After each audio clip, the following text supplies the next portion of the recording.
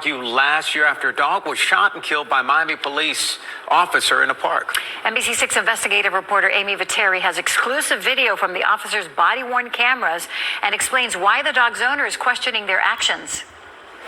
A lack of experience with animals. Nicole Illescas blames a lack of police training for what happened to her dog Miso in Miami Sewell Park last April. They made my life very difficult that day. We first spoke to Nicole and her daughter in July, who described Miso as a 1-year-old French Bulldog Malinois mix. Dog, 26 pounds.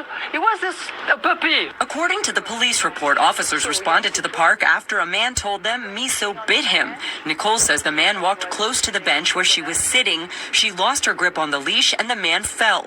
This photo from Miami-Dade Animal Services shows the man's injury. I think he did fall, and then the dog bit him. That's it, Dad? Yeah. We now have body-worn camera video that shows officers speaking to the man as Nicole and Miso, who is on a leash, wait several feet away. But it's what happens next, Nicole says, set off her already nervous dog. Where were you when this happened?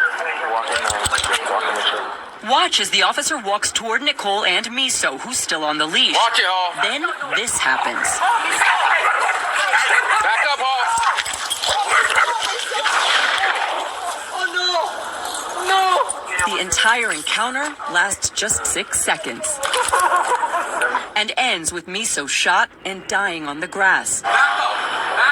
You can see the dog suffering. She says if the officer had backed up instead of kicking Miso, this wouldn't have happened. He kicked the dog so hard that I lost my balance, and at this time, I lost the leash. When the officer was on the ground, did you feel like the officer was in danger at that point? No, I think the dog was just like escaped. Miami police tell NBC6 investigates their internal affairs unit found the officers followed policy and departmental orders. Because it's a dangerous situation in a public park. So what are best practices when confronted by an animal?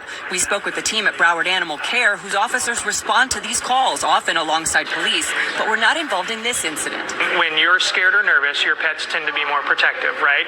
If you have an escalated situation, that's what we would call a trigger for an animal, a dog or a cat. That's why behavior and training manager Jamie Devereaux says it's always best to give a dog space when possible. So if a dog is perceiving you as a threat, any direct eye contact like this, any forward posture towards the dog, those are all things that the dog is probably going to interpret the wrong way. But Goen points out staying back is not always an option for officers, whether animal control or police, whose priority is public safety. They don't have that luxury. Their job is to engage. The first thing that they're going to try and do is trying to de-escalate that animal. There was no imminent danger. Nicole says the video shows her dog was calm and on a leash when police arrived at the park that day. That could be avoided. Miso was not a Rottweiler or a dangerous dog, and they could just wait for the animal control. Miso would be alive. We reached out to the officers involved through the department, but we have not heard back. We also requested a copy of the internal affairs report as well as Miami Police's use of force policy involving animals. So far, we have not received those records. Amy Viteri